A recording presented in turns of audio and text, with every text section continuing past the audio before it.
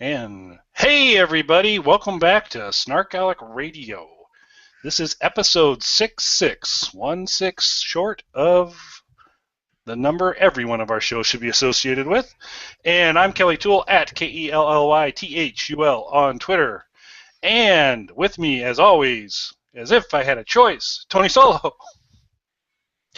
Hello, everybody. I am Tony Solo on Twitter, and with us, as usual, as the new usual, is a man who needs no introduction, a man of wealth and taste. That would be our very own Mikey B. What's up, Mike? Hello, everyone. How are you doing? And doll head drinking cup. So, what's going on? Special. Well, boy, it's a rich and rewarding show today. I think perhaps the best way. So we are going to talk about Orphan Black a little bit because Tony's been recommending that I get into that, and I've been wanting to, and I managed to finally pull that off, and I've made excellent progress. And so we'll chat a little bit about Orphan Black. We will revisit dumb laws. I believe the state of Texas will be featured this evening. There is a game that we may be playing as well that I know nothing about, and I don't know if Mike knows anything about this game. Do you mean Strip Uno? I love Uno, but making it dirty by playing Strip Uno, that could be kind of sexy. I'm definitely into it already. I don't know where Kelly stands on this, but we have 2 yeses, and there's only 3 of us, so the yeses have it. Yeah, I got a real spotty connection today, guys, so you might see me drop off should that start up from there. We may or may not, depending on how things go tonight. Strip Uno? No. As tempting as that might be. I was like, wait, this is really happening now? No. There Strip was Twister. a fairly interesting thing I stumbled across on Yahoo Answers, and we might explore that further, or we might not. And no, Mike, it didn't have anything to do with Strip Uno. But although you could probably start a Yahoo Answers thing on what should the rules be for Strip Uno, that might be interesting. Well, I mean, I feel like everybody knows how to play Uno, so you just add taking clothes off to it. I don't really think it's an overly complicated game. It's not like trying to play like Strip War, for example, or Strip Risk. I think between War and Risk, there's a significant difficulty difference. But no, sure. Well, I wanted to throw War in there because I don't want to exclude, everybody. Not everyone likes Risk. Everybody can play War. Okay. We're all about inclusion, Kelly. I missed that. So that's good. Let me write that down. I was unaware that we were all about that. So, excellent. Well, I think what we will do at this point is turn it over to Mikey B to cover the news of the week. Okay. 620. Should I do this as myself, or should I do this as our favorite aviation expert? To me, I always enjoy Mr. Hughes. All right, I think Mr. Hughes is going to have to take it then. 620. The birthday of Holla Dill, host of Dylan Knows, who will also return. I'm sorry? Well, so the really cool thing about that is that it may actually be on the 21st if there are technical difficulties. It certainly won't be on time, at the very least. Sunday, Dylan will also return with an episode of his program, Dylan Knows.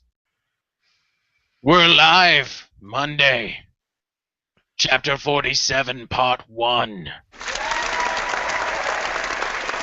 Do we have a boo of the week, Kelly? No, we do not. Fanfare again, please. That was an incredible build-up to nothing. Kelly, tell us the boo of the week. None. There you go. Sorry. I will try and generate more booze. It was a bad week for me. Sorry. I'll get more booze next week. I promise. I'm so let down that I pretty much just want to end the news there. Oh, but I can't. We have the big announcement. So, against the better judgment of Tony and I, Kelly.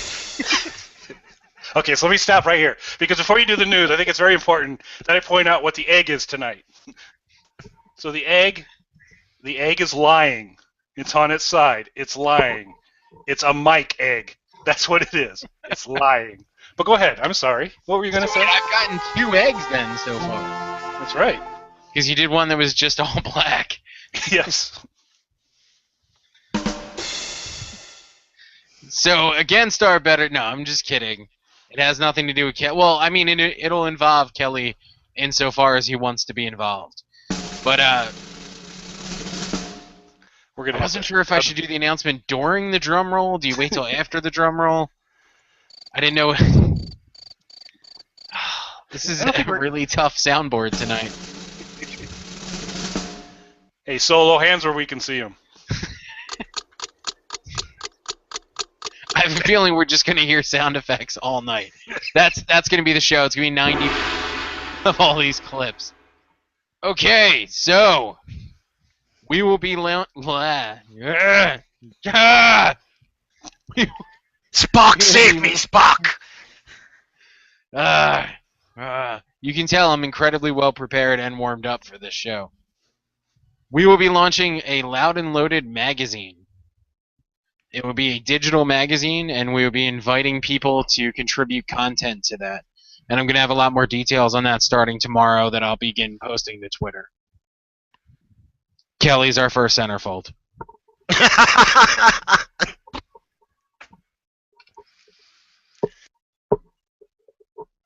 When you told me about it this afternoon, that was a detail that you left out, Mike. That Oh, wait, I didn't touch on that? no, you did not. I thought we covered that. Because didn't we talk about, like, you know, the lighting and stuff? That would Yeah, look... there was touching, but there was not. Yeah, there's always touching. When you two meet? Is this what I'm hearing? So that's good. You can touch away. But so, Mike, I'm assuming you've had like no marketing classes whatsoever in your academic career. Ever. Why would you say that? Because of the very concept of me in a magazine in any format is not strong marketing. Come on, you've never been in a magazine before? Well, yeah, but not as such. Oh wait, now I feel like there's a story behind this. What Not as magazine were you in? proposed. What's that? Well, it was Fast Company. So, my employer, there was an article about social media and on internets, and I was involved, and so I talked about it. Talked to a reporter for 2 hours and got one sentence in the article. That's how awesome it was. See, I like how yours is something like legitimate that you can share with people, though. I was in Skunk Magazine, the marijuana magazine. As were you like skunk of the month or what? He's a critic. It wasn't a centerfold. We're still stuck on that. Should have been though. Just saying. Is it a Q&A? No. So far, nobody's hit the Q&A yet. Oh, where do we have our friends on Twitter out there? Are we hearing from them? Not to my knowledge. I don't think anybody's watching us tonight, guys. Super good. Are we at 0 viewers? Is it just the 3 of us? They gave up on us. Last week was the final straw. That's when you get that Kelly Tool centerfold will do that to you. That'll clear the house.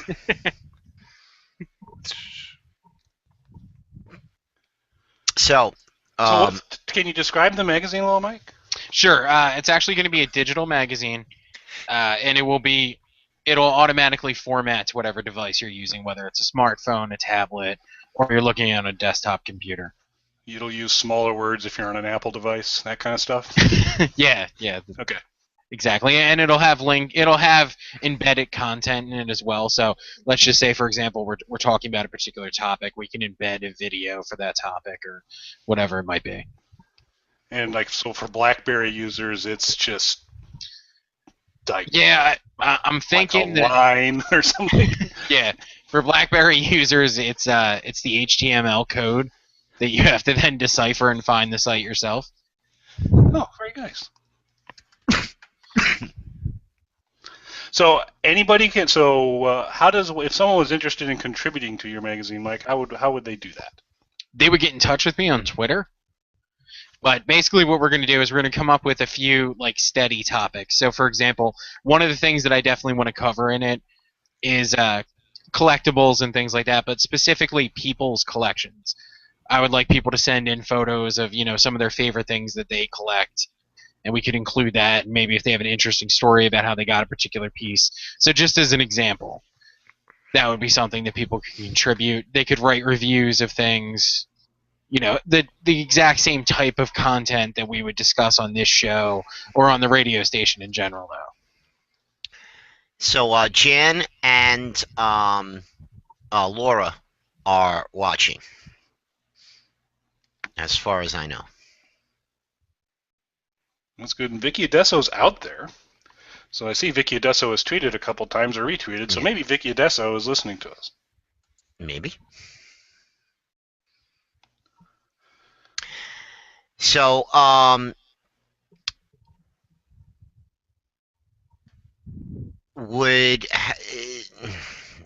do I form this question? Is it going to be a website-based thing? Is it going to be like like WordPress or something like that, or is it going to be something that could be electronically delivered right to the device? It is something that will be electronically delivered right to your device.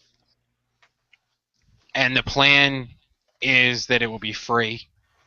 And then maybe at some point down the line, we would come up with a subscription version of it that would include some sort of extra content. But it would remain free.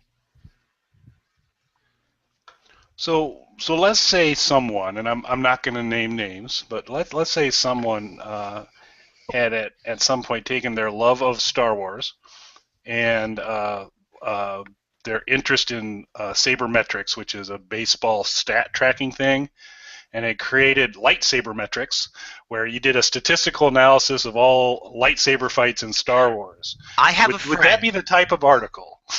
That would be amazing. I would love to include that in the magazine.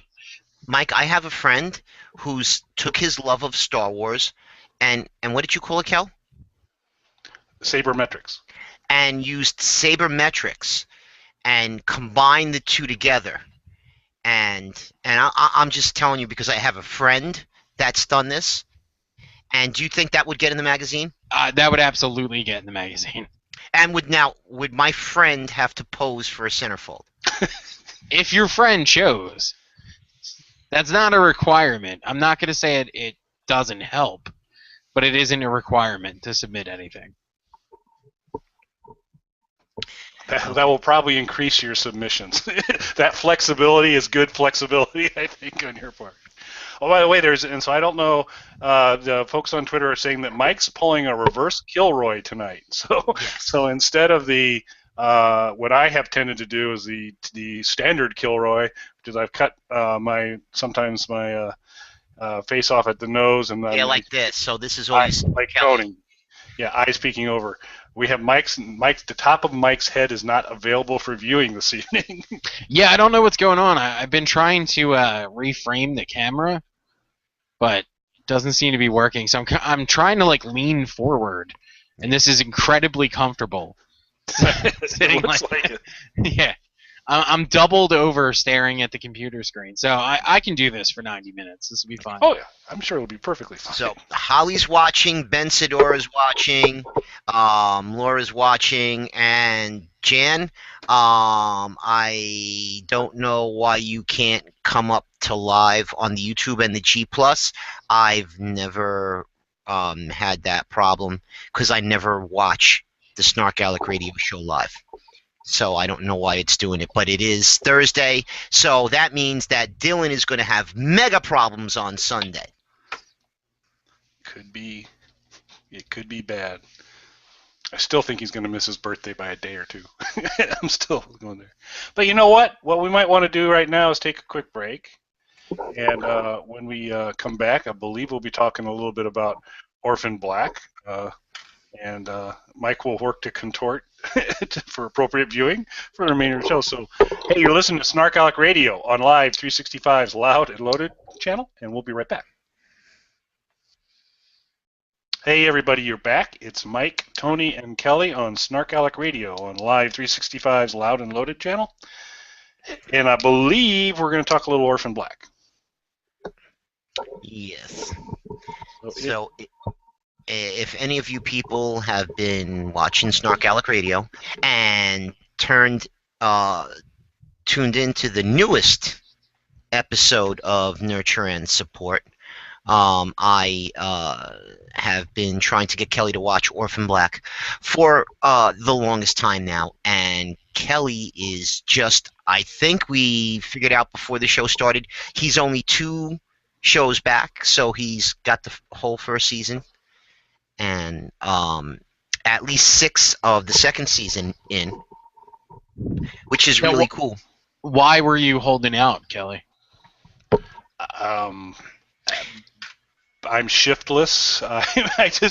Tony had recommended on the show, and then he was on the most recent Nurture and Support, available at nurtureandsupport.net if you want to go listen to that podcast, on iTunes as well. Please write a review. Tony had sold me on it, wanted to see it. I just hadn't found the time, and then through the way things were kind of playing out, all of a sudden I had some windows where I could go through, and my favorite part, I found a nice, easy way to watch it for free. And Tony, I believe, had mentioned this, to say any of your major cable providers have probably made it pretty easy for you to see back episodes. Definitely true for Xfinity. Jumped onto their past watch listings, and they had the previous season, so I just started making my way through it. And so Kelly didn't have to plunk down any money for Amazon Prime because it's there also, but. And I understand that you have some sort of issue with Amazon Prime. What does that stem from? I'm trying to work. So I think I'm trying to work on an Amazon Prime user's voice. And I didn't say like, ew, how should we do that? They're kind of elitist. They wear powdered wigs. They think they're better than everybody else. You don't have Amazon Prime, do you? You do not deserve to have Amazon Prime, because why? Because you are a degenerate loser and don't deserve to have it.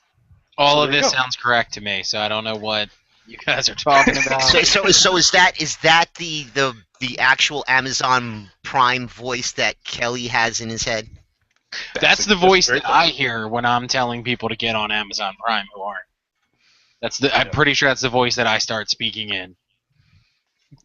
Yeah, so it came from just past conversations with Mel. Oh my goodness gracious! Bless you. I didn't mute that out? No, you did. Okay, good. So I jumped in with the bless you just to fill that empty air. Yeah, sorry. I just kind of sneeze out there for you folks. Sorry about that. Anyway, so Melissa has mentioned Karmic9 on Twitter had mentioned several times about her Amazon Prime account. And it was just something I never shelled the money out for. I've got a Netflix account, and I do okay with that. But she sings the praises of it regularly, and it does sound actually like a very good program. But I'm just not at this point willing to spend what I need to spend to be there. So just to make myself feel better, I begin to personally attack Amazon Prime users, because that's how I roll. So it's justifying it in my head that if I don't have it, it's because if I had it, I'd be a bad person. That kind of thing. Makes sense. Now, what do you think of Orphan Black as a whole? I mean, you've seen most of it now. Yeah.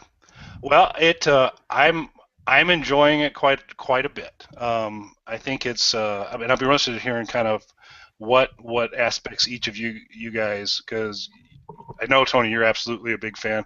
Mike, I take it you're pretty solidly behind the show as well. Yes, I am. So yeah, I'd love to hear a little bit from you guys. Where I'm at is, first of all, the performance of the actress, kind of covering a wide range of things, is a pretty interesting thing to watch. And they have developed a couple of interesting characters that run along the side of this.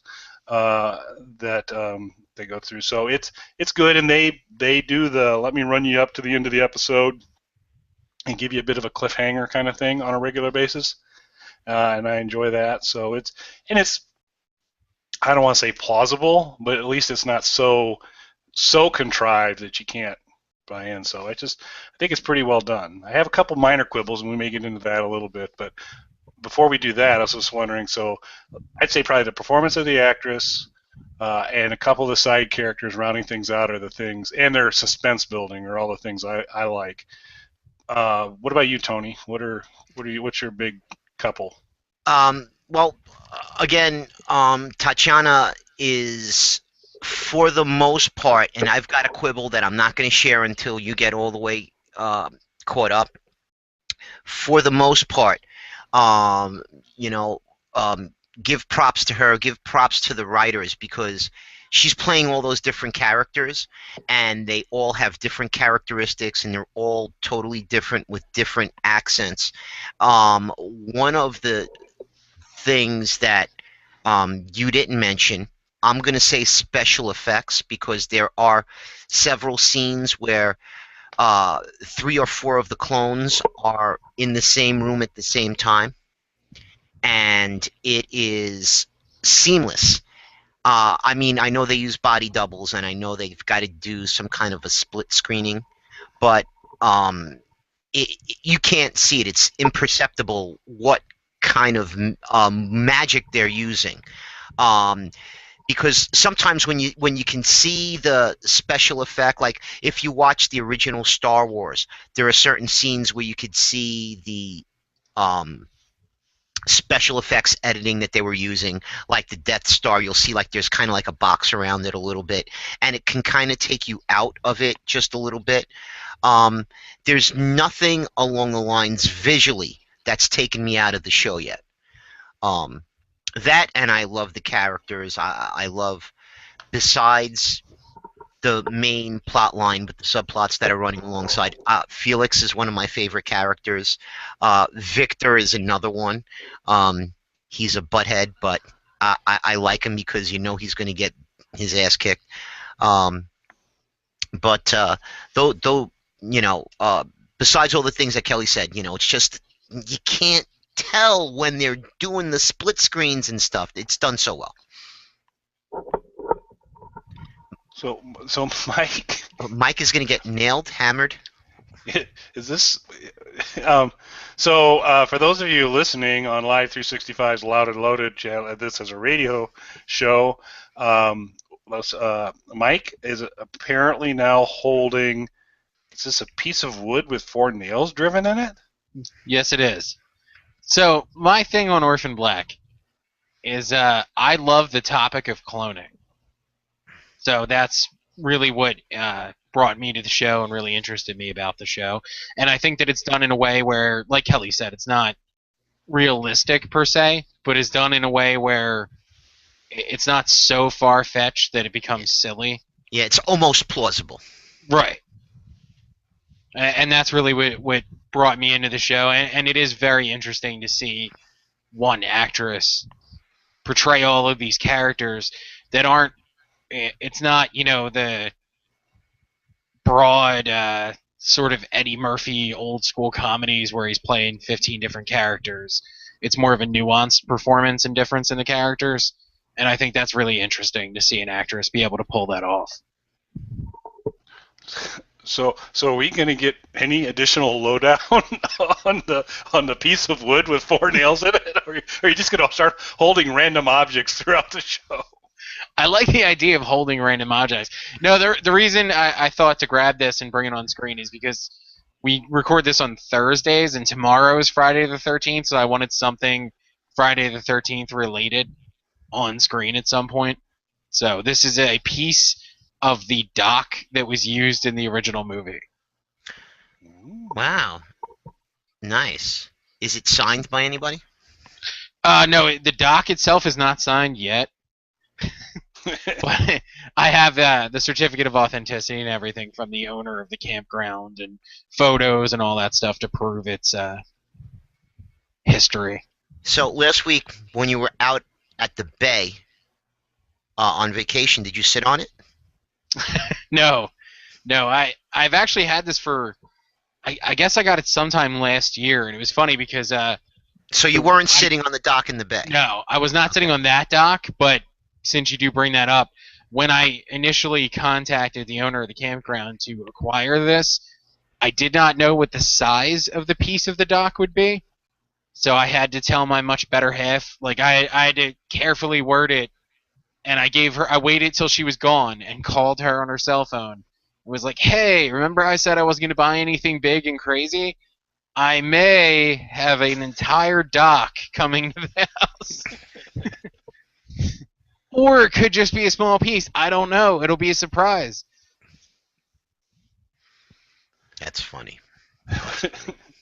Yeah, that would have that'd been nice. You kind of refloor the place with the dock, I guess. I was kind of, there was a part of me, not as far as paying the shipping cost of that, but there's a part of me that was hoping it was in the entire dock, and I would have just laid that out on my living room and just came home every night and had beers sitting on my dock in my living room.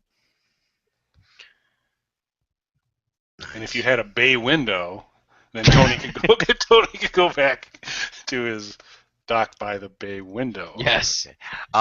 So the McGivners want you to know that we would recommend you to the membership committee. Ooh, Amazon Prime. Yeah. So glad some Prime users will vouch for me. So which one of Prime voice? which one of the clones is your favorite, Cal? Oh, Sarah, because she's got a Clash T-shirt. How cool is that? Okay. So that's an easy one for me. Well, you see, even though she is a clone, I don't consider her one of the clones. Like, in my mind, she's like Prime, like, because she's the Prime character. The rest of the girls are clones, and I like them all, but I love Allison. Really? Yeah. Interesting. So that's kind of my quibble. I'd say, so of the non-Sarah ones, Helena has grown on me quite a bit. Oh, Helena's great. And so I'd actually say her. I recognize she's a little on the crazy side, but Now, when you're saying a little on the crazy side, are you referring to any one particular sequence? her introduction and her habit of self-mutilation early in that was special. I kind of like her, much like you, Mike. She has a doll-oriented decorating sense or utility sense, because she uses them in some pretty clever ways. So, but I'd say yes. There you go. So. That'd be it for me. What about you, Mike? Out of a non-Sarah clone, do you have a favorite? Probably Allison or Rachel. Okay, well, so we're coming right up on the break here. So I think what we could do is we could take a quick break here, and when we come back, I think we're gonna have a little debate on Allison, because it's interesting. She's on your guys' top list. I just want to kind of explore that a little. I certainly don't hate her, but we'll talk about it in a sec. But hey, we'll do that when we come back from break. You're listening to SnarkAlec Radio on Live 365's Loud and Loaded channel. We'll be right back.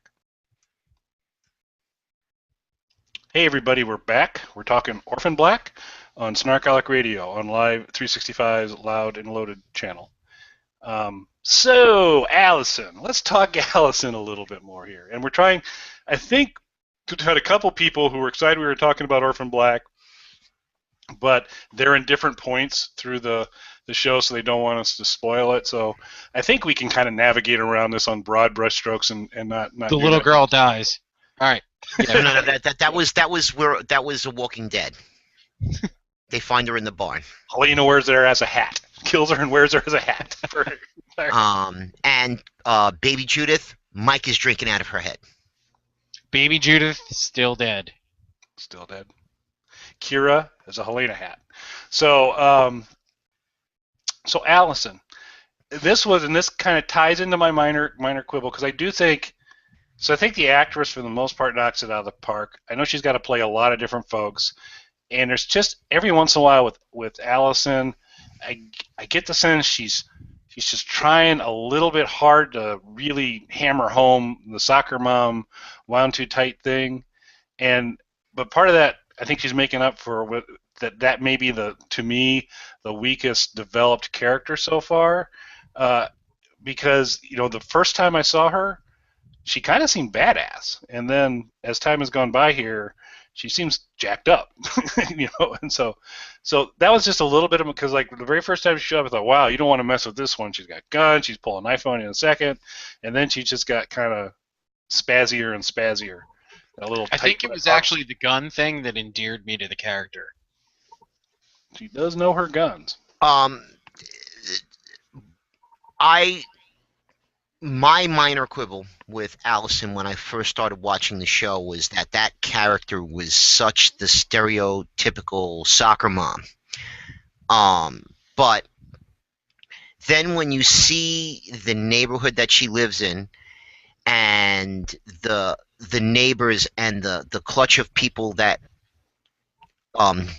they had her around her, she fit in that world. She is very strong-minded and very strong-willed, and you thought she was somewhat of a badass, and she is because she has done several things purposely that a normal person wouldn't do. She's done some things accidentally that made me laugh my ass off. And I love when she is together with Felix, because Felix just rolls his eyes or he feeds her paranoia.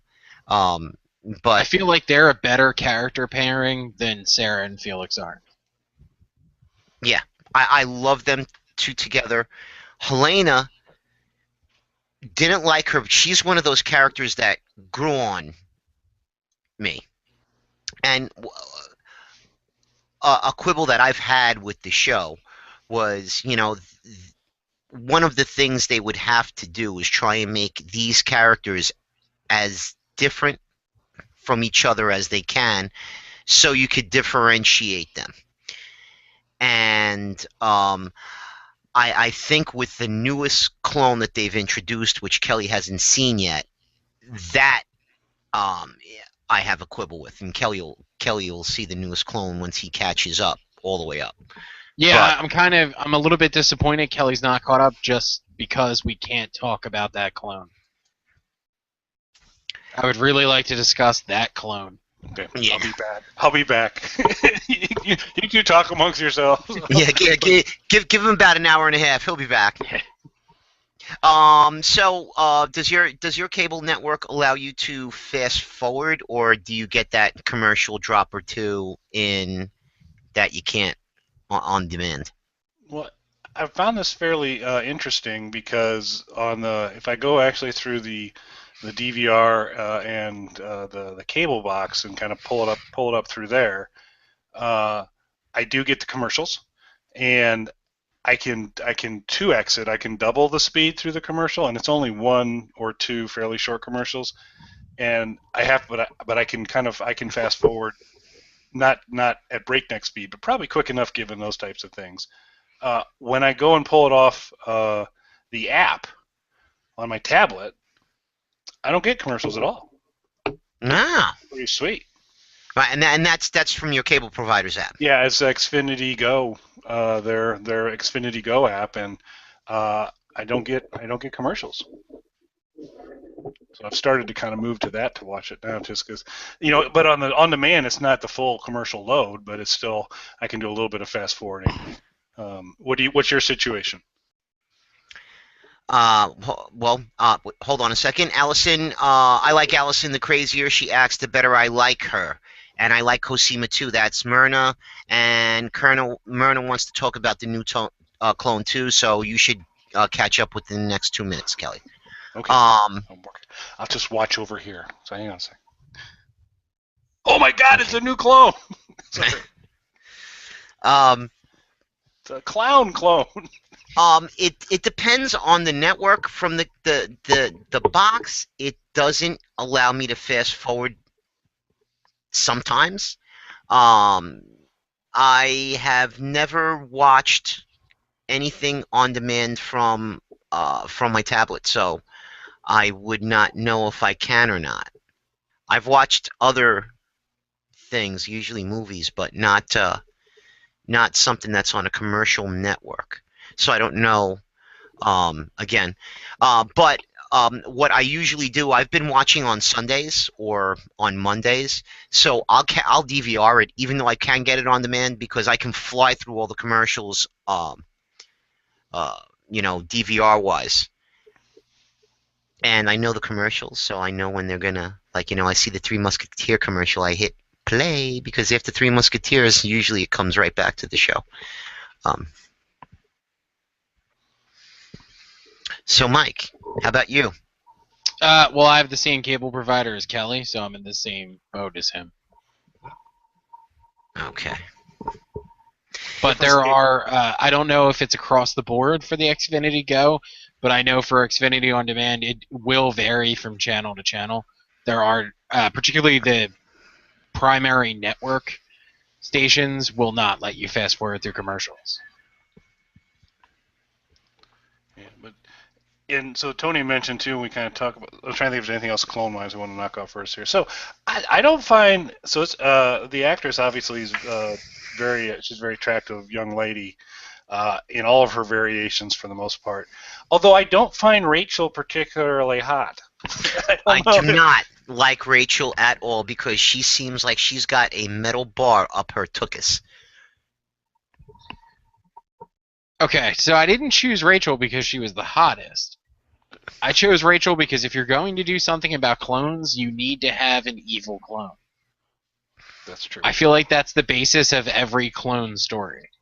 Or should be the basis. Well, she's definitely damaged. She's just about as damaged as Helena is. And She's Helena if Helena was Rambo. thought clearly. And had a better barber. Helena had better grooming habits and could construct her thoughts a little more clearly. She'd be Rachel. So Kelly, and sorry if I give anything away. Well, won't be giving anything away, but you're up to the part where Helena had her bar fight. Yes. Okay, so that was probably like one of the most awesome bar fights I've ever seen for a TV show ever. Because she's just kicking ass and taking names. But you see, on that scene, I was sitting there and I was laughing my ass off when I was watching it. It was just funny. She's become a very humorous character. On a lot that scene, just how she talks, interacts and with the Ukrainian sort of kind of accent thing, which is really cool. And just sounds fun. But yeah, and that's just, and I really am enjoying the show. And so anytime I bring up something I'm not as excited about, these are really minor points because they don't come anywhere close to spoiling the show for me because I am really enjoying it. Yeah. But it's just a couple of it because it just seems like Allison went from developed a real competency issue. Is that like at the very first when she's introduced, she did seem to like kind of be on it, and maybe it was just the drinking and the pills or whatever, but then she seemed to get less and less competent. Whoa, really don't blame the drinking and pills. Yeah, no. I'm sure that gave her laser-like focus. I think one of her biggest issues is trying to figure out who the monitor is. The interaction she had between her and her neighbor, her problems with Donnie, and I just hope we're at the last Donnie scene in underwear. That's all I'm hoping for. Yeah. I can say we've had enough of that. Thank you. No, you're not. There's one more Donnie underwear scene. No. At least. No. Well, crap. Now I don't want to watch it. I can live without the Donnie underwear scenes. Thank you very much. It's all right. It's But yeah, I mean the the interaction between Sarah and Helena, where she calls her a meathead, and she says, "Don't call me that, sistra." It's and she'll do it 3 more times, and she'll say, "Don't call me that." So, um, yeah, very good, very good. I'm very happy that you're on board, and you'll be caught up by next show too. So Yes, Kelly, I will. since you brought this up, who do you think the hottest clone is? Keeping in mind that these are all the same actress. Yeah, well, yeah, I'm aware. Who's the hottest clone? Yeah, That's an I easy know one. there's a bit. I know there's a bit of irony there, but okay, fine, whatever. Okay, irony. Here it comes. He's gonna say Allison's the hottest clone. No, I'm not. I'm Okay. not. I'm just gonna. No, I'm gonna refuse to answer because Mike has made a fairly valid point that these are genetically identical individuals, but they're still, Well, Well, then just because factoring they're it. All right, we'll say that you're factoring in personality then as well. Okay. So who is the hottest clone? I gotta go back, and I can't use Sarah, right? Because she's like off the clone list. No, she's not. She's my favorite, hottest one. Yeah. Yeah, I'm Team Sarah. I mean, shockingly, the show's kind of about her, so she's the protagonist. I like any young lady who's willing to wear a Clash T-shirt is fine by me. So, and I like her kind of leather pants thing. So that's nice too. Okay. So, Mike, you posed the question. Oh wait, I have to answer as well. Yeah. Yes. I guess I'd have to go Helena then. Yeah, it doesn't surprise me. I just figure at the very least it would be a very interesting evening. Yeah, boy, and I tell you the other thing is that her new family, if you will, that's an interesting crew. So that'll. There's no hotties there, by the way, FYI. So I think what we're going to do, I think we've wrapped up our Orphan Black chat for today, and with that, we're going to take a quick break. And I think when we come back, is it the game, Tony? No, we'll do dumb laws and we'll end with the game. Oh, dumb laws. Dumb laws. I'm sorry. Yeah, absolutely. Dumb laws. So what a sucky host we've got today, being me. Hey, but we'll be right back. You're listening to SnarkAlec Radio on Live 365's Loud and Loaded. We'll be right back. And we're back. And just as I was trying to explain to Tony because he lost focus, the next thing we're going to talk about are stupid laws. As we said as I said, Tony, at the beginning of the show, I don't know why you drifted off, but I'm happy to bring you back. Focus to we're going to do dumb laws, and we're going to do Texas, and I'll try and keep this thing under control for the rest of the evening. So I apologize that I let the others take us away from a laser-like focus. So, but now stupid laws from Texas, and there's a website. And Mike's going to read them in his Howard Hughes voice. Hold on, I'm opening up the website. Yes. Yeah, I was prepared. And again, let's thank, I believe, if I'm not mistaken, this was a Laura Norman submission. And guess what? We're not going to do dumb laws next week, but there are 46 states that we haven't touched upon yet. So this is a topic submission from a listener. So get on it, people. Submit topics for us. And Laura had to do it from her BlackBerry, which took her for a week to actually enter it. So she's willing to put in a lot of time, and she's willing to put in that effort. How hard can it be for you on a real device? Sorry. Dedication right there. That's right. So am I starting this off then? Yes, I guess. Okay. One must acknowledge a supreme being before being able to hold public office.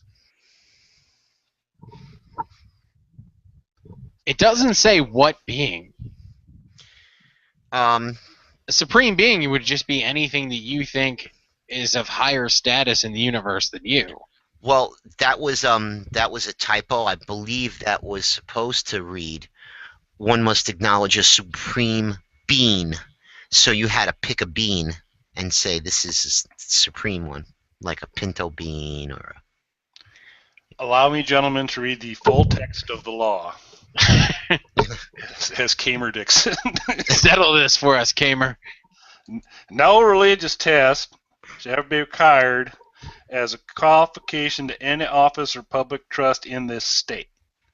Nor shall anyone be excluded from holding office on account of his religious sentiments, provided he acknowledges, because we wouldn't elect a goddamn woman, provided that he acknowledges the existence of a supreme being. Well, first off, I'm glad that they wouldn't exclude any man from holding an orifice. That's what Kamer says. Kamer has a hard time with some of these words. That was a rare intentional one, by the way, guys. So sad that I have to clarify. So I'm going to take... Oh, go ahead, Tony. I was going to say, I was going to stick that one. I was going to skip the one that you were about to read, so go ahead. Well, so I just think it's illegal to sell one's eye in Texas. You know what? I am really glad that I wasn't in Texas that time I tried to sell my eye. But I bet it's not illegal to sell two's eye, because if you can sell one's, if you can't sell one's eye, then maybe you could sell two's eye. Now, what if it's a glass eye? Prohibition of the purchase and sale of human organs. And I am looking at the full text to the law, and it is just way too long for us to read. But they do point out that the human organ means human kidney, liver, heart, lung, pancreas, eye, bone, skin, or fetal tissue. So they do specifically call out it is illegal to sell one's eye in Texas. So the governor, would the governor get an exemption from this? Because it's like, well, he's only got one eye to sell. Or a cyclops. Yeah, I did. This seems like this is a law very biased against the single oculared ones among us. So yeah, I don't like that. Again, we're all about inclusion here. That's right. Okay. So I would hate to think if you guys wanted to traffic in illegal organs that Texas wouldn't let you do that. Thank you, Mike. Well, I appreciate your support.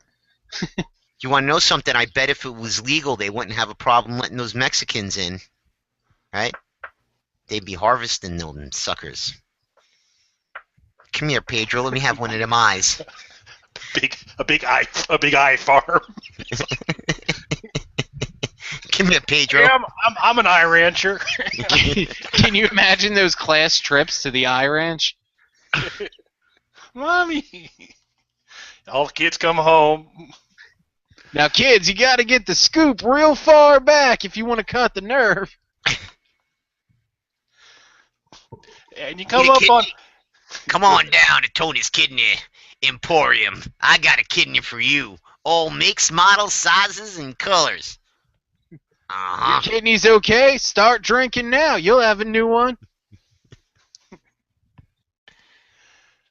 Yeah, once they're taking the right eye out, you got it set. Just always approaching from that side, and you're going to be able to get right up there quick and get the other. So that's nice.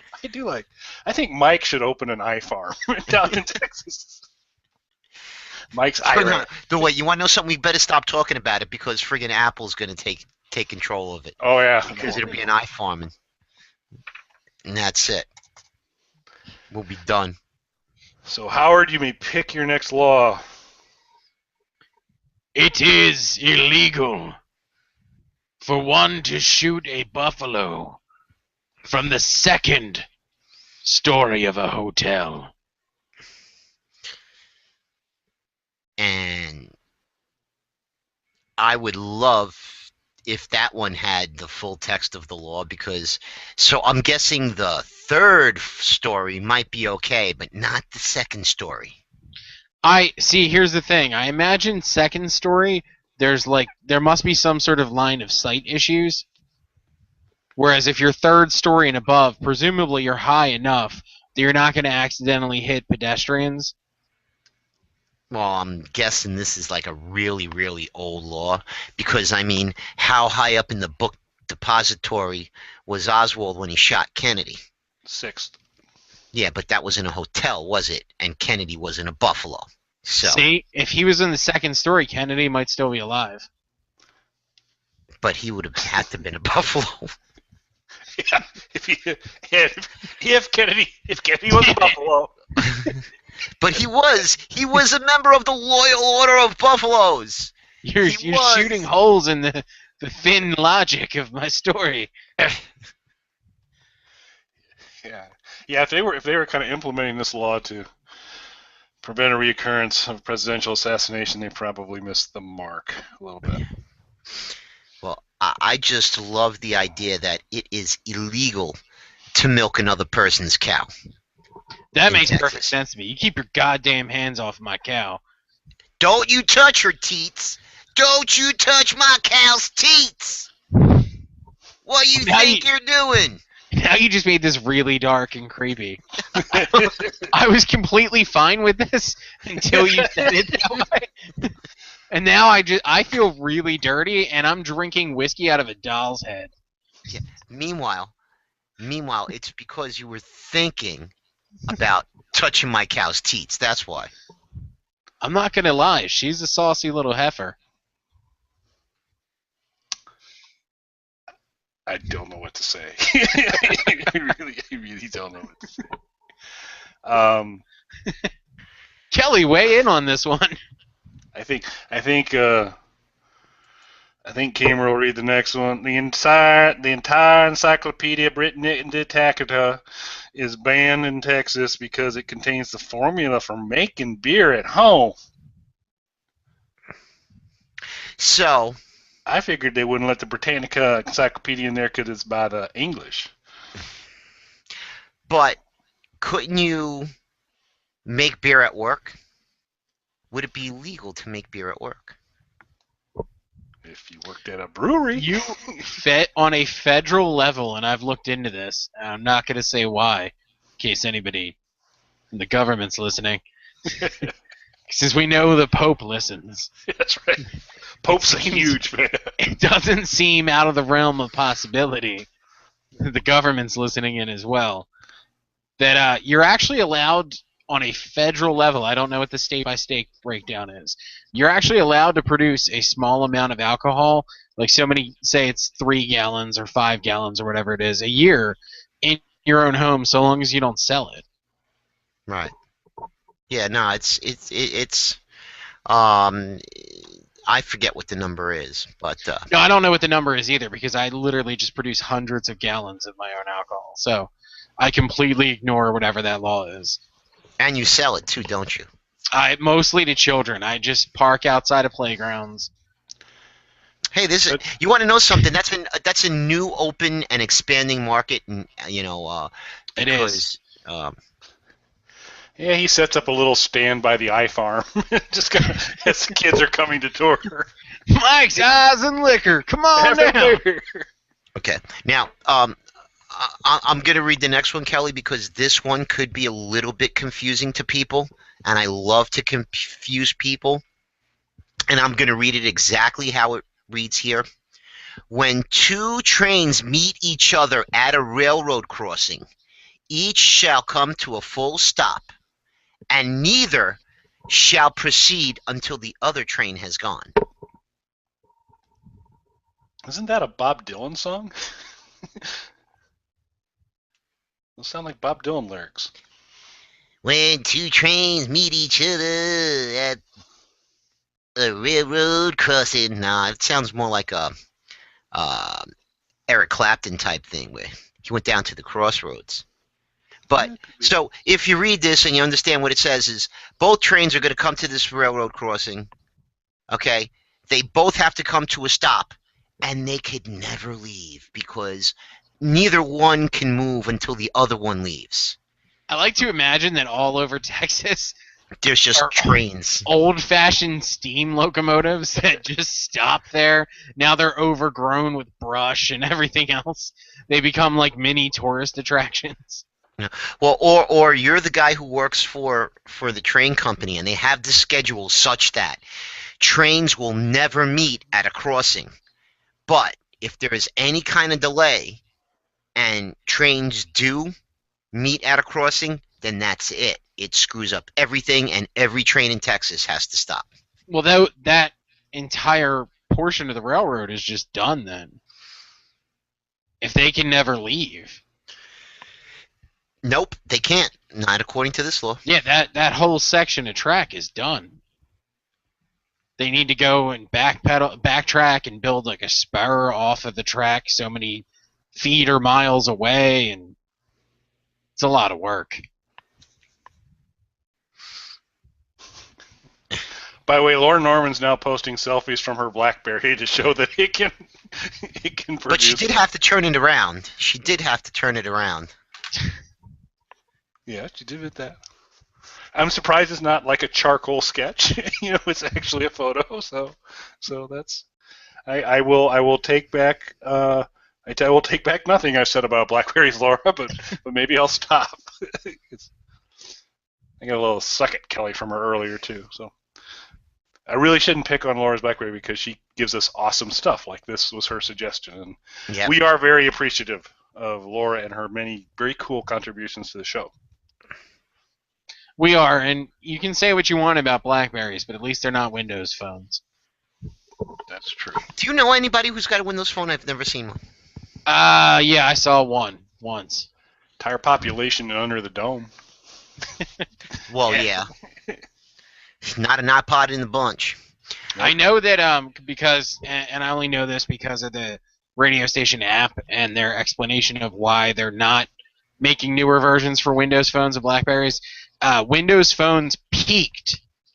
They're no longer there. When they peaked, they had less than 3% of the cell phone consumer base. Yeah, the concept of peak and Windows Phone is a little incongruent to me, but That's where they peaked, though, was a little under 3% of cell phone users. wow. Okay, let's do one more and then take a break, and then we'll get into the game. Alrighty. You're not going to do it, are you, Kelly? I'm not going to do that one. You're not going to do that one? I'm not Mike, are going you to going to do that one? Up to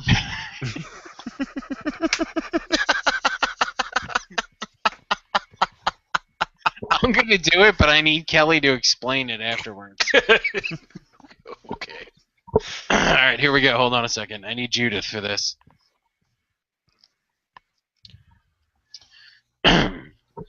Up to a felony charge can be levied for promoting the use of or owning more than 6 dildos.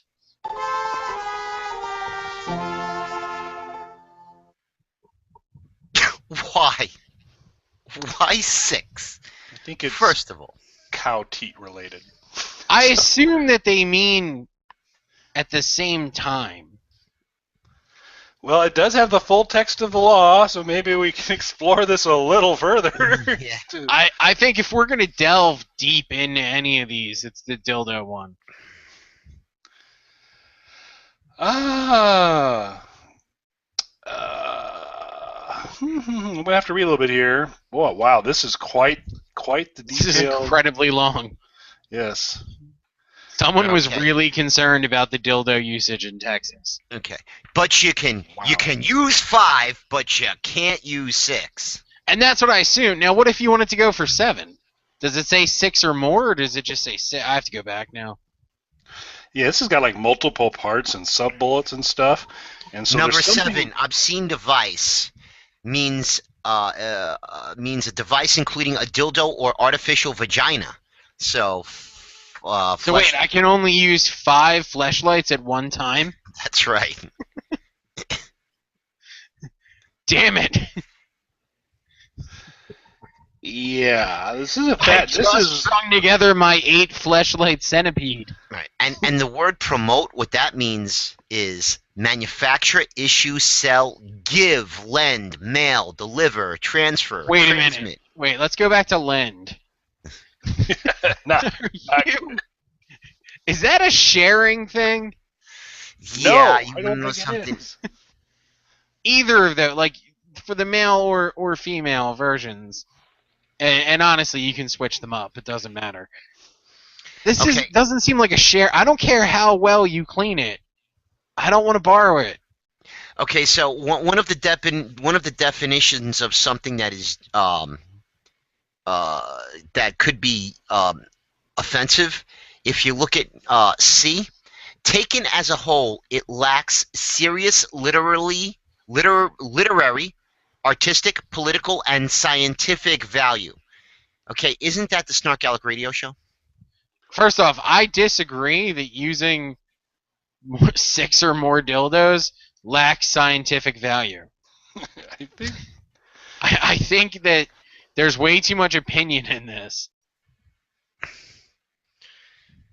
Well, I didn't see the number 6 though. Wasn't that in the Yeah, but that's in the little snippet in the front. Right. But I mean, I don't see. Yeah, I'm unclear. I mean, we're going to have to explore this law further. Maybe we'll have a whole episode on this law because there's a section 2 where they define material, Right. and it means anything tangible that's capable of being used or adapted to arouse interest. Whether But through the it's medium just of, a personal massager there, sir. but it I does use not it on my include. cow's teats. Okay, now see. You can get away with personal massager up to a point until you have the 6 dildo or fleshlight centipede that you made. Then I think it's harder to explain away. Hey, listen, don't you use your massager on my cow's teats. That's not something you lend. No. Hey, can I borrow? No. No, get your own. Hey, Wow, I was thinking about getting a fleshlight. Would one of you guys lend me yours? Just Excuse for like me, the can I night. borrow your personal massager? My cow over here, she's a little backed up. I need to unclog that exit there. And I apologize to all of Texas. hey, I'm busy here massaging my cow's teats. Okay. Kamer Dixon is not from Texas, though. I know, he's not. This is really going off the rails. I didn't see tonight's episode going here at all. Where we've now. If you had said to me at 9 o'clock, hey, an hour from now, we're going to be talking about 6 fleshlights strung together, I really didn't think we'd get here. Really? Really, it comes as a big surprise to you, really. I find it less shocking, actually, but I'm not saying it's a good thing. I'm just saying I'm unsurprised. So, alrighty. And Barry Vencidoro just wants to point out that Pagan says he's going to delve deep into the whole dildo issue. So I will, and I'll do that for the people, but I won't borrow them. I'll buy my own. That's wise. I think that's wise. Prudent. That's a prudent decision. Speaking of which, Tony's fisting. So, on that note, hey, tell you what, we'll be right back. You can probably tuck the kids in now. Matter of fact, you're probably realizing at this point it's a little late for that. And we'll If be you've right let back. your kids watch it till this point, you're a bad parent. that's right. Well, at least I haven't said bad shit crazy yet. Yeah, no, we haven't used any explicit language. No, I mean, and what's a little dildo talk for the little ones? It's like, Hey, every kid's gonna want a dildo centipede this Christmas. Hey, it's a bath toy. You can use it in the bath. They float. hey, we'll be right back. You listen to SnarkAlec Radio on Live 365's Loud and Loaded channel. Okay, it really can't get any worse than this. We're back. Although I did just realize that Dildo Centipede is a great band name. It's a fantastic band name. I'm not gonna. I just did a blog post today on great band names. I will not be adding that to it, but I think you're correct, Mike. That um, that is a great one. But Someone please hashtag a tweet with dildo centipede. If we can get dildo centipede to trend, trending. yeah, I feel like we've changed the world in a positive way. I think That wasn't he a happens. Hobbit? Wasn't he in Lord of the Rings? I think he was one of the bad hobbits or something like that. Oh, go talk to Dildo Centipede. He'll help you retrieve the ring from the dragon. So, maybe not. Okay, Mr. Solo has a game for us that I certainly hope doesn't involve dildos. You never know. You never know. Hey, Although I Kelly, do think we've shot down my dream of a fleshlight rental business. Yeah. have you ever played Strip Twister? No. That was no. You know what? That was a yes or no question that it took you 45 seconds to answer. No. So, are you guys ready? Not for that, but yes. If it's a game that doesn't involve such unpleasantry, yes. No unpleasantry. It's just you have to answer questions. Okay? And I will keep score, and I will give the answers after each question, so the gang can kind of play along with us. Okay. The name of this game is called Who or What Came First? And in the beginning, I'm just going to give you two things. You tell me what came first, and later on we may add more things into the mix. So, such as, first question, what came first? Orange, the fruit, or the color orange? What came first? And we'll start out with Kelly. What came first? Fruit Color. or color? Color. Kelly says color. Mike? I'm gonna have to go with color as well. Okay, and you're both wrong. The citrus definitely got named first. The earliest recorded use of the word orange, the fruit in English, is from the 1300s, and the first recorded use of the word orange for a color was in the 1500s. I would like to change my answer. Okay. I would like to point out That's not allowed. Chapter 3, Book 2, Chapter 3 of the Gospel of Devil Jesus. On the 8th day, God Mike created cheated. oranges in color format. So it was the color. God defined a color palette. So that was well before. But anyway, okay. Facts. These Those are are facts, people. Just because your Bible chose to left the Gospel of Devil Jesus out does Okay. not mean.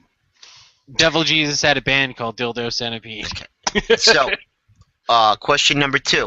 Told What man came one second. first? What came first? The first night baseball game or the first night football game?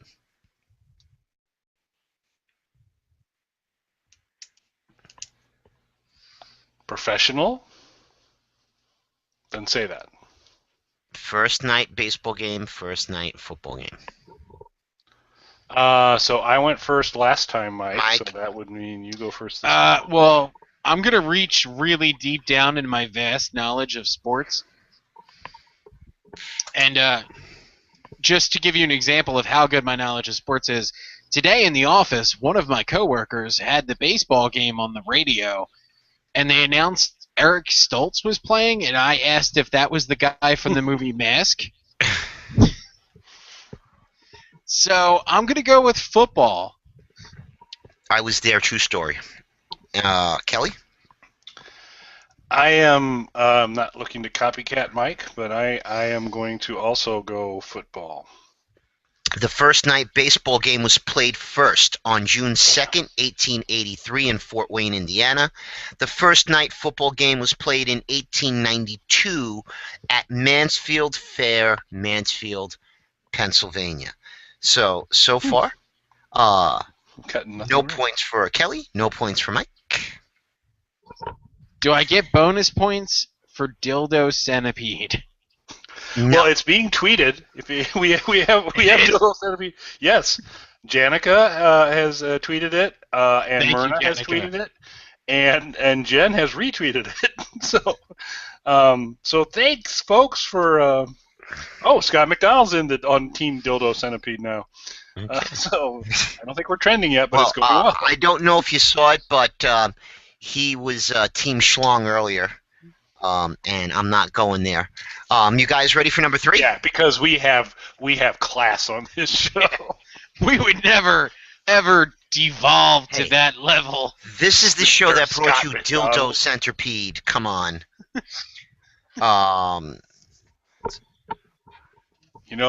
I don't believe I really thought when I woke up this morning I would say that term as much as I've said it this evening.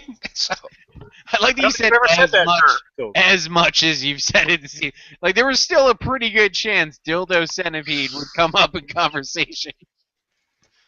but not at a high volume. Right. In a more casual way, as one often does. The traditional Dildo Centipede. So do you think that after a couple of years that there'll be a spin-off band like Dildo Millipede? Like Jefferson Airplane, Jefferson Starship, you know. I just hope that there's some kid listening to this right now, and 20 years down the line, he's going to start a band called Dildo Centipede. Or they're gonna be Vibrator huge. Millipede. Yeah, or some kid says it tomorrow and gets expelled from school. Either, you know what? I'm fine with either one. They're both a win. Okay. But my daddy was listening to Dildo Centipede on the radio. Okay, let's get another one wrong, shall we? Okay. Kelly, you go first this time again. Okay. The golf tee or the safety pin? What came first? Can I Google this? No, you cannot. No, I can't Google it. See, and I'm not Tony. I'd like to point out as I play this game, I'm not. Oh, F you. Unlike Did others. it once, I admitted it. Come on, get over it. All right, I don't know, cheater. So golf's an old thing. I'm gonna go golf. Mike? Well, my natural instinct says safety pin, and my natural instinct has been wrong so far, so I'm going to have to go golf as well. The safety pin was invented in 1849. The golf tee was invented in 1899. So you guys are both striking out. Mike, who has been strong in these games in the past, not doing so good tonight. This isn't it. Okay. I'm going to have to borrow somebody's flashlight after this. Mike, you're going to go first this time. What came first, chop suey or potato chips? What came first, chop suey or potato chips? I'm going to say chop suey. And I'm sure I'm wrong. You know, it'd be good for one of us to get one right, Mike. So you wanted to say chop suey, but because he said chop suey, you're going to say potato chips. Just so one of us gets in the win column here. I think somebody needs a point. So I'm going to go potato chip. I don't feel good about it, but that's probably a good thing. So Potato chips came first. yes. The first ones were I cooked knew that. in Saratoga Springs, New York, in 1865, and were originally called Saratoga chips. Chop suey was not invented in China. It was, in fact, first cooked in New York City on August 29, 1896, for the Chinese City ambassador. Uh-huh. So Kelly's on a win streak of huge, insurmountable lead. And Kelly gets to go first this time. Mm. What came first? This is tough on Mike now. Going to be a tough one. Also What came sports first? Volleyball or basketball?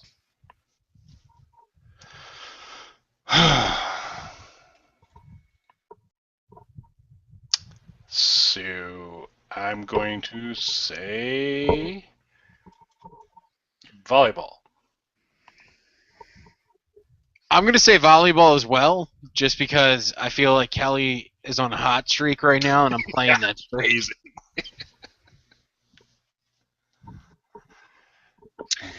Basketball was invented in 1892. 3 years later, not too far away, in Massachusetts, was volleyball. Jeez. It's gonna be a tight game. Kelly's gonna win by 1. Yeah. First person to 10 will be finishing this up in 10 years from now. So. Next one. What came first? Printed Christmas cards or the first long-distance call? Who goes first? This would be you, Mike. Let's go with printed Christmas cards. Okay. Now, you would think whoever put these together would say, well, Gutenberg, printing press, old school technology, clearly print would come before that newfangled telephone. And so to trick you, you'd want to go with print, as Mike did. So I'm going to go with the phone and be wrong. So. Okay, and you're right, Kelly. Christmas cards came out first. They were engraved. They were first engraved in 1875. The long-distance phone call, the first one from Boston to New York City, was made in March 1884. Well, So no, right now, Mike's right. Mike's right. So then that's I'm what right. I said you were right, Kelly, because you said I was Mike would be right because I said I and was you were gonna wrong. be Oh. So do I get a point for that? No, Oh, it's tied up. This is a tight game, folks. but You you can't do stop get them. You a can only hope free to contain them. ticket to go see Dildo Centipede when they do play in your neck of the woods. Got a couple more here. I didn't think Neck was involved with that band, but okay. So what came first, the derby hat or earmuffs? The derby hat or earmuffs? And Kelly, you go first this time. Can I go on record as saying I think this game sucks, by the way? Because it's too hard. Oh, gosh. This is tough. The derby hat or earmuffs? Earmuffs. Earmuffs. Is that the answer? Or No, I'm waiting for your answer. oh, Mike. okay. I'm gonna go with derby hat. And if I'm right, that's fine. I'll answer. Men started wearing derby hats in 1850. Chester Greenwood of Farmington, Maine, invented earmuffs in 1873. 1773. 1873. You meant 1773, right? No, 1873. That's another point for Mike. Doubled your score, Kelly. That's right. Oh, no. So right now, if you're keeping score at home, it's Mike 2, Kelly 1. We've got a couple more of these things to go, and we'll be right back after this break. This is the SnarkAlec Radio Show on Live 365's Loud and Loaded channel. Hey, we're back. I'm Tony Solo on Twitter, and with me is Kelly Tool on Twitter, and Mike Official Pagan on Twitter. And right now we're playing a game called Which Came First or What Came First. Right now, after 7 questions, Mike has 2 points and Kelly has 1. We've got a couple more of these things to do before we wrap up. Are you guys ready for the next one? I like that after 7 questions, our combined score doesn't equal half of the questions asked. Yeah, which is pretty pitiful. And if we were playing under the old Tony's rules, I would get a point for every time You'd guys be smoking us, destroying us. and I'd be destroying you. Okay, so what came first? And this time it's Mike going first because it's an even number. What came first, the ballpoint pen or the pencil with an attached eraser? I'm going to say ballpoint pen. As will I. So 8. Mike says ballpoint pen, and Kelly says ballpoint pen. The pencil with the attached eraser came first. Pencils had been around a while before. Some jerk off named Hyman Lipman patented the pencil with the attached eraser in 1858. So what do you have against this gentleman? Yeah, that's what immediately caught me with that. I'm like, wait, why do we hate the guy who invented the pencil? Pencil. Why is he a jerk off? I don't know. In 1888, John J. Loud, because he J's loud, 1888 invented the ballpoint pen and received his patent. So, Lipman, no relation to Lipschitz, invented the pencil with the eraser. So, no points there. And Shocker. Kelly, you're up. Are you ready? Sure, absolutely. Where's Dylan when you need him? How could I not be? What came first? Comic books or bottle caps with cork liners?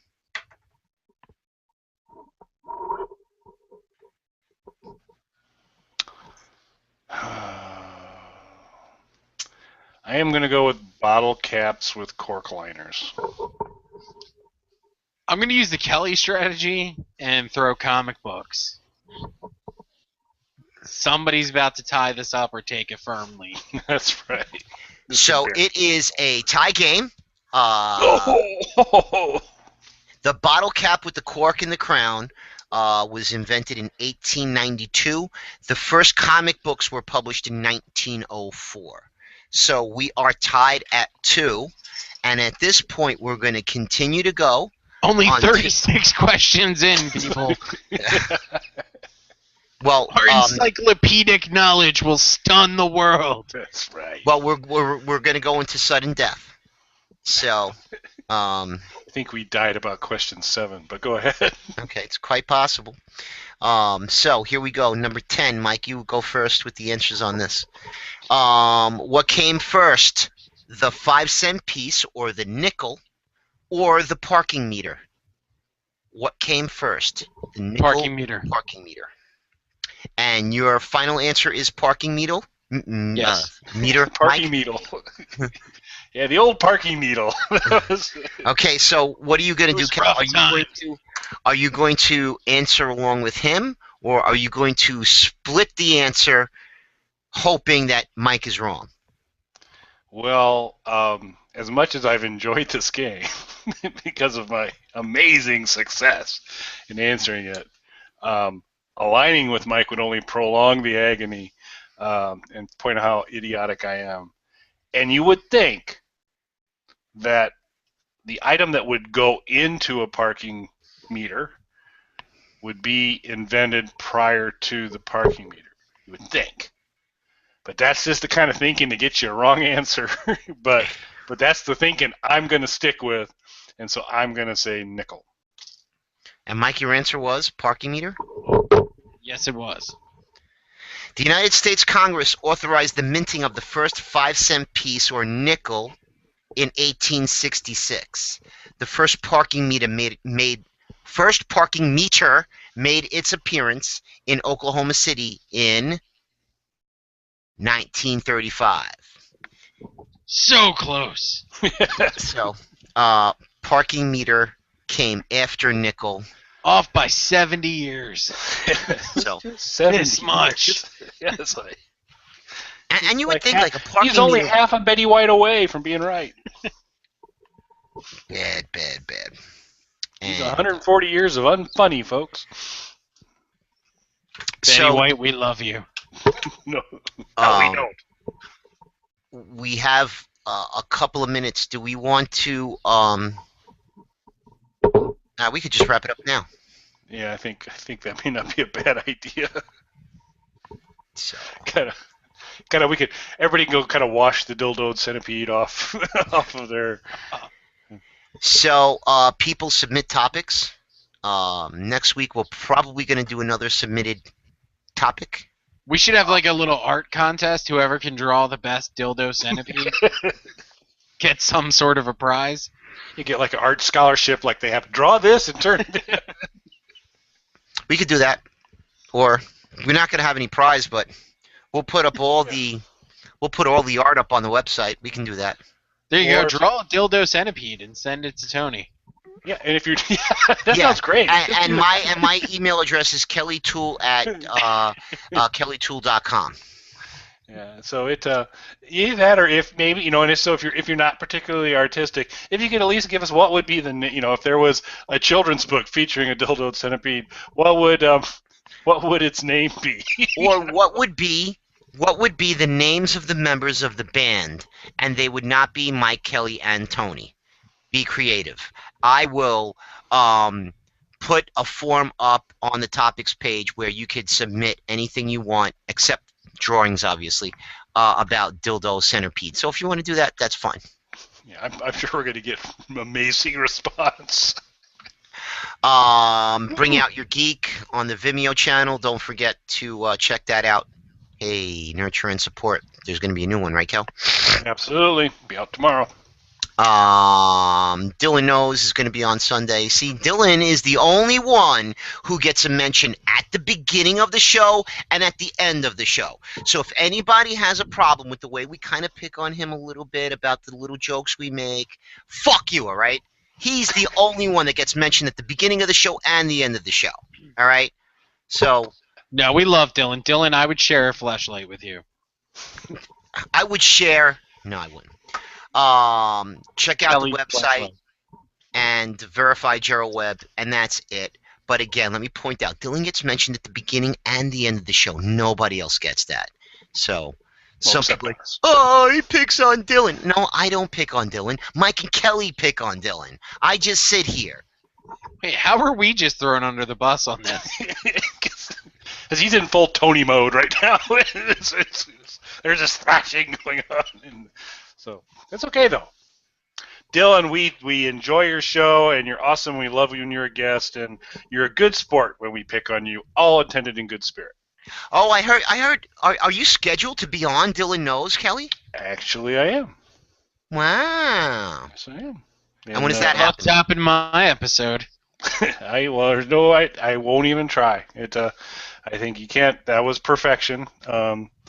Bronwyn carried you, but it was a great show. I don't So- disagree at all, but it was a perfect episode. So according to Mike, if you get there a half an hour late, you'll be just on time.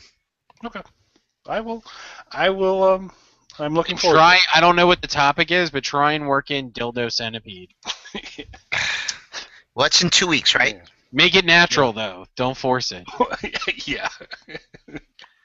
That'll be easy. And Laura, no, the purpose of the game was to have fun with Mike and Kelly. It wasn't to see how many people could get wrong. But we were able to excel at that. Right. So. And, hey, everybody complained the last time I came up with a game. Oh, it's so complicated. This wasn't complicated. All you had to do was choose between two. So you had a 50% chance of getting it right. Wait, can I And- come up with a game? Yes, absolutely. But maybe. Wait, hang on. No. No, he said yes. Tony, Yes, you he heard did. that. He No. did. He said yes. It's too late. No. Too late. This is a bad idea. No. Yes, All Mike. I right. guess